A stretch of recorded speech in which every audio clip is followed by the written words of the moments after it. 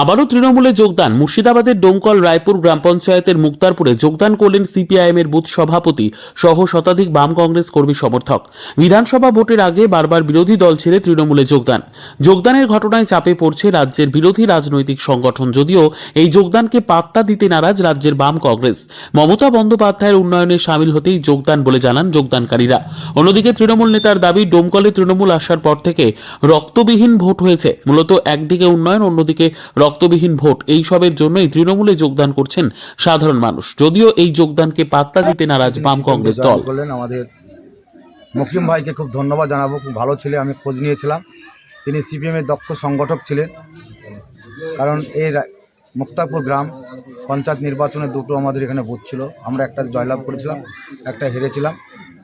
তিনি শক্তিশালীভাবে জোটের দল করছিলেন। তিনি আজকে তার মুখে বক্তব্য শুনলেন।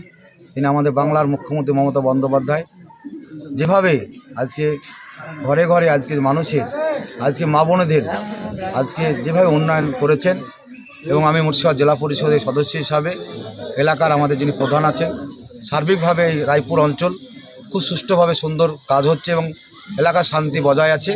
তাই তিনি আমাদের মমতা ব্যানার্জি এবং আমাদের সম্মানীয় বিধায়ক সাহেব, তিনি তার সেদিক থেকে এলাকায় যে সার্বিক উন্নয়ন হচ্ছে, তিনি তাই আজকে আমাদের দলে যোগদান করলেন। তিনি প্রায় 100 জন কর্মী নিয়ে তেনাকে আমরা সাদরে গ্রহণ করলাম এবং সামনের দিন এই 100, 217 এবং 18 নম্বর বুথে তিনি দায়িত্ব নিয়ে আমাদের মমতা ব্যানার্জি ঝান্ডা নিয়ে তিনি এলাকার প্রতিটা পরিবারের পঞ্চায়েতের সঙ্গে আমাদের প্রধান প্রতিনিধি আছে, আমাদের অঞ্চল সভাপতি আছে, এখানকার আমাদের যিনি উপপ্রধান সঞ্জু ভাই, তিনি ভালো কাজ করেন, তার সঙ্গে তিনি কাজ করবেন। এবং মকিম ভাইকে ধন্যবাদ একবার জানাবো।